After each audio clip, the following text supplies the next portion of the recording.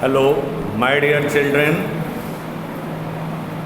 Very good morning. You're most welcome in class 11th accountancy. We are going through the topic financial statement on the topic of balance sheet. You have learned how to prepare the trading account, how to prepare the profit and loss account, why these are prepared, what's the reason behind it preparing such accounts, to know the exact financial performance of the business.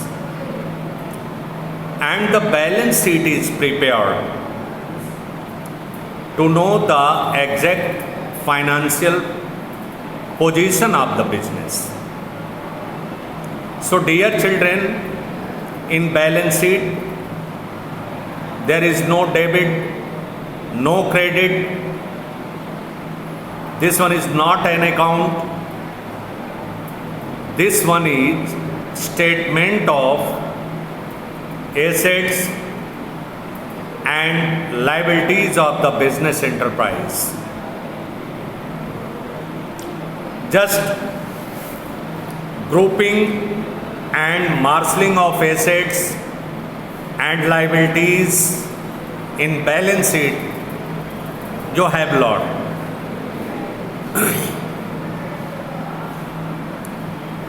Now in grouping, the term grouping means showing the items of similar nature under a common heading. For example, the amount owing from various customers will be shown under the heading sundry debtors. In marshalling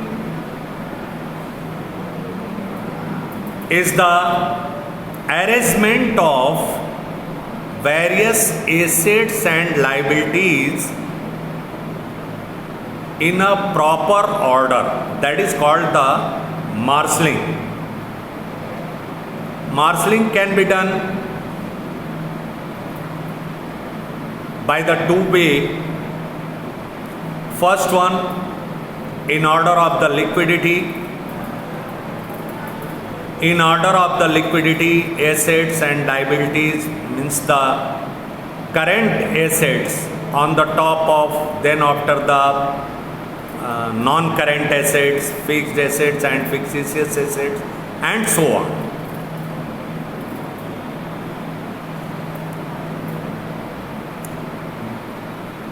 Current assets, the assets which is most easily convertible into cash, such as cash in hand, is written first, and then will follow those assets which are comparatively less easily convertible.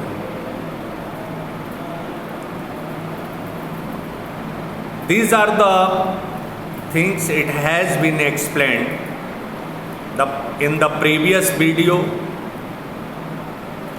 Whether you listen it carefully and read your book, you can be able to discern the fact.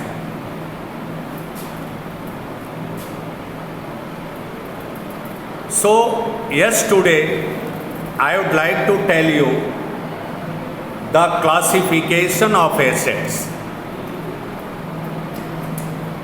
classification of liabilities and classification of assets.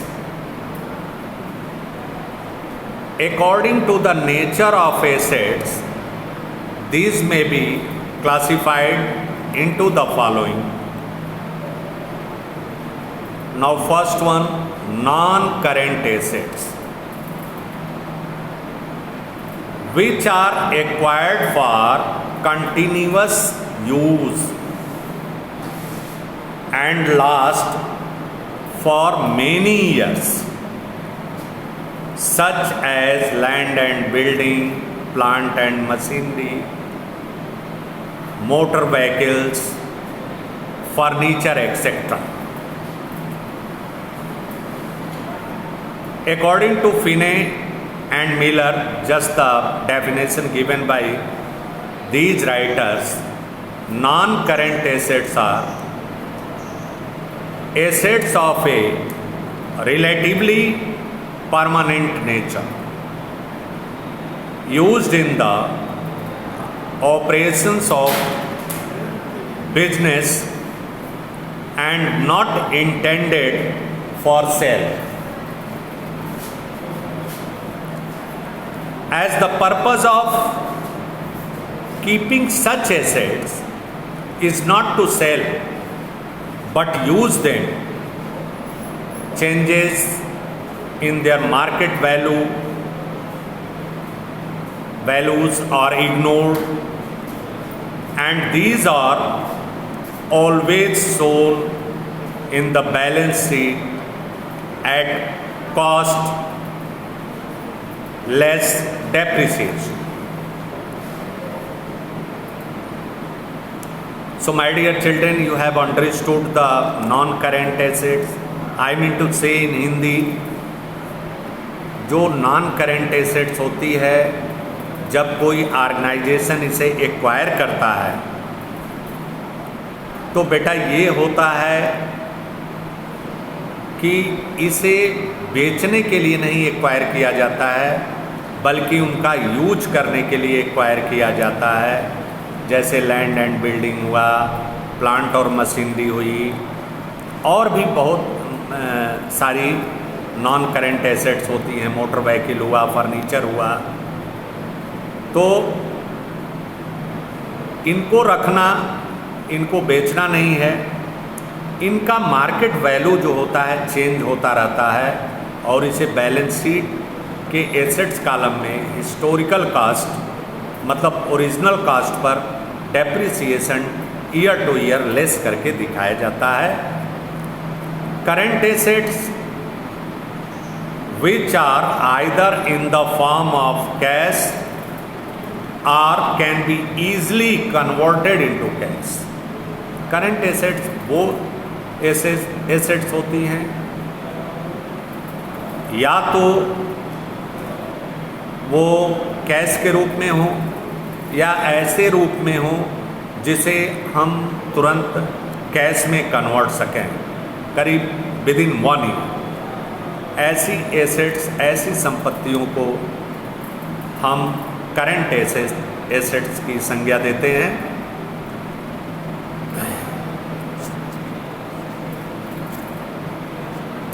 और इनको भी balance sheet के assets column में ही दिखाया जाता है। Current assets include cash, bills receivable, short term investment, debtors, prepaid expenses, accrued income, closing stock, etc. While valuing these assets, closing stock is valued at cost or realizable value, whichever is less. Closing stock का जब valuation होता है बेटा, तो या उसका cast, उसकी जो लागत है, या जो उसका मार्केट वैल्यू है, दोनों में जो कम होता है उसी पर उसका वैल्यूएशन होता है। तीसरा आता है liquid assets, which are either in the form of cash or can be quickly converted into cash, such as cash, bills receivable, short term investment, debtors, accrued income।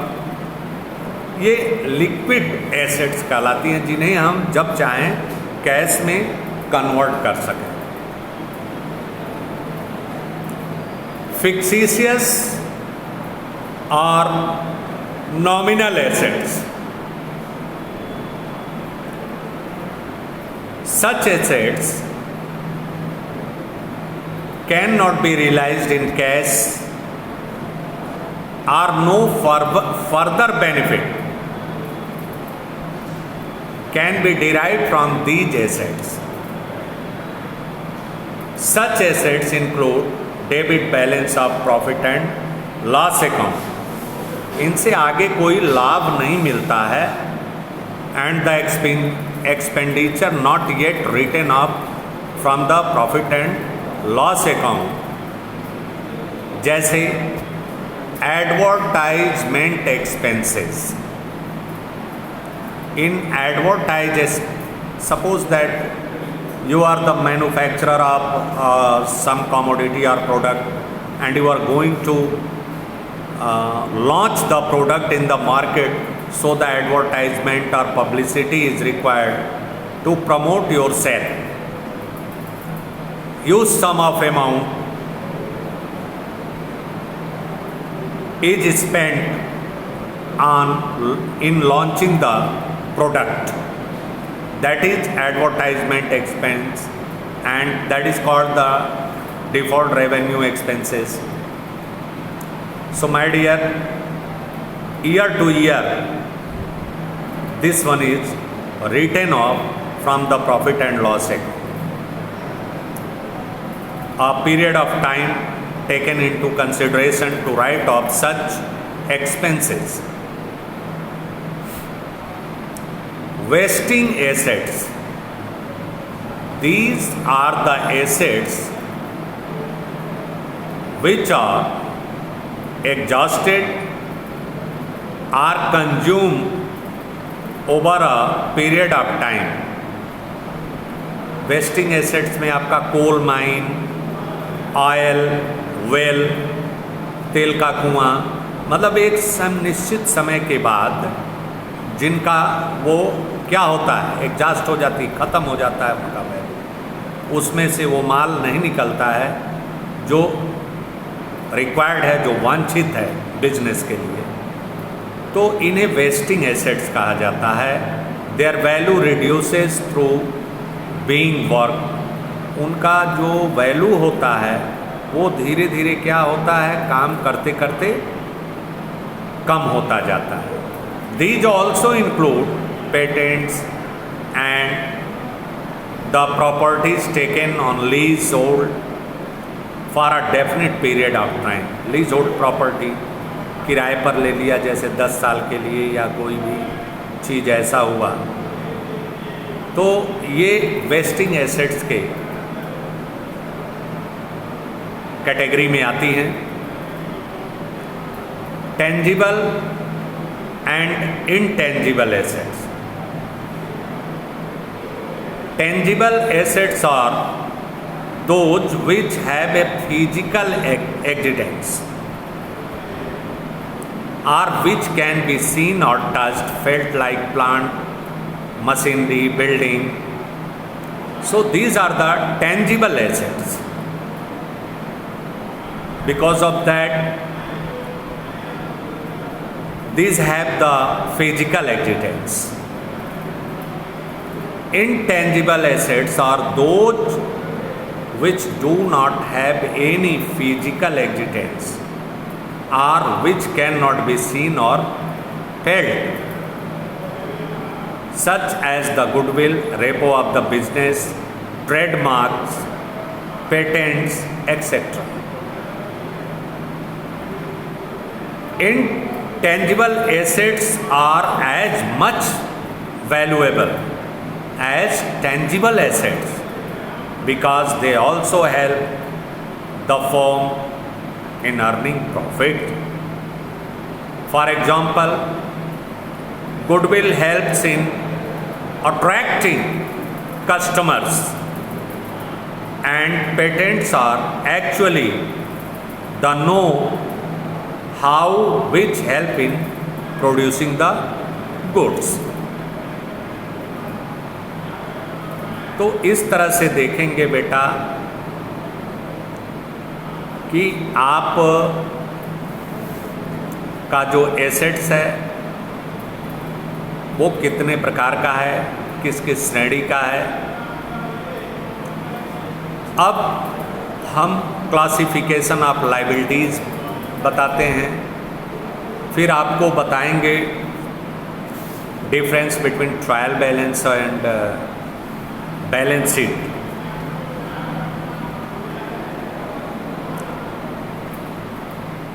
Classification of liabilities. According to their nature, the liabilities may be classified as follows.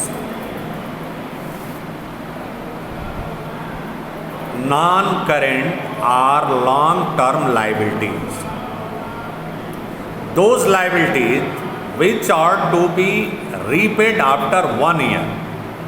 ऐसे दायित्व, ऐसी liability जिनका भुगतान हम 1 साल के बाद करें, are termed as non current liabilities. This include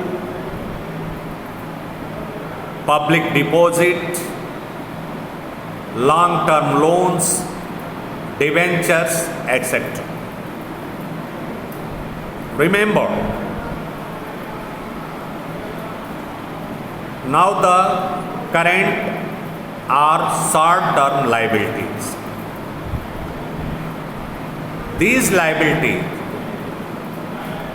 which are expected to be paid within 1 year of the date of the balance sheet, are termed as current or short-term liabilities.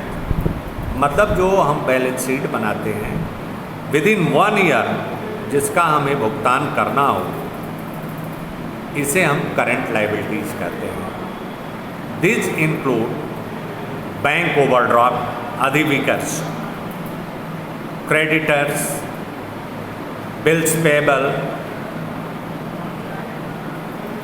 Outstanding expenses etcetera. Now third one, contingent liabilities. ध्यान देना बेटा, contingent liabilities, these are the liabilities which will become payable only on the happening of some specific event, otherwise not. इस प्रकार के दायित्व जो किसी विशेष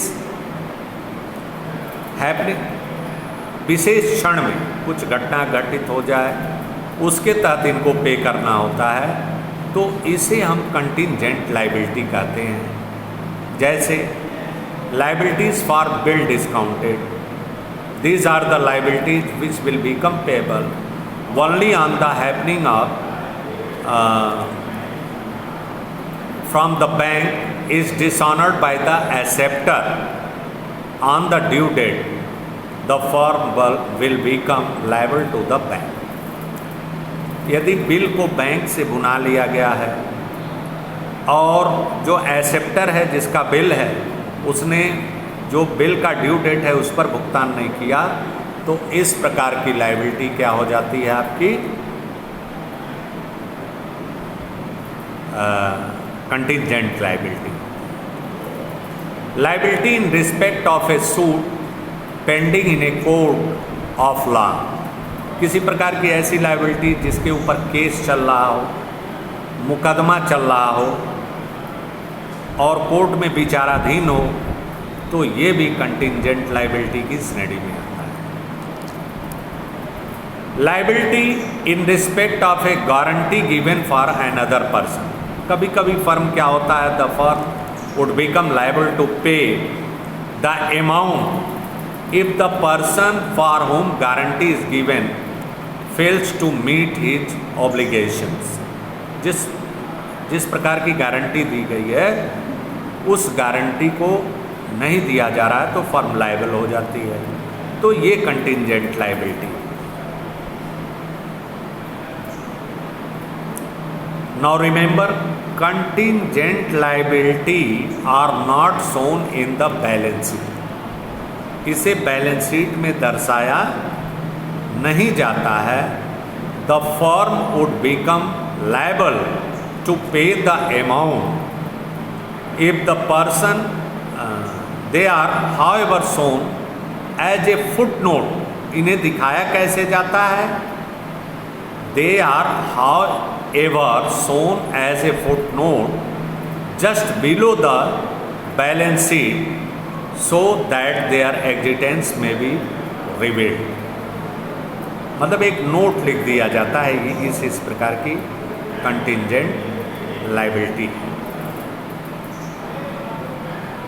अब आइए हम आपको ट्रायल बैलेंस और बैलेंस शीट में अंतर बताते हैं. ऑब्जेक्ट दोनों का उद्देश्य क्या है? Trial balance is prepared to check the arithmetical accuracy of the books of accounts. Trial balance इसलिए बनाया जाता है. Balance sheet it is prepared to know the exact financial position of the firm. Information about profit or loss. Trial balance is in it. In trial balance, it is not possible to have information about net profit or net loss. Since net profit or loss is recorded in the capital shown in balance sheet, but balance sheet give the information of net profit and net loss. Necessity. Trial balance is desirable. Whether you require, you can prepare. Not necessary, but balance sheet is necessary to prepare that. Headings. The headings of its two columns are debit and credit. And here the headings necessary to prepare balance. Headings of its two sides. Liabilities and assets. Period. Trial balance is monthly prepared, but balance sheet it is normally prepared half yearly or yearly. Types of account. Types of account. All types of accounts are recorded. Whether personal, real or nominal must be written in it. But in balance sheet, only personal and real accounts are included. Closing stock. Normally, closing stock is out of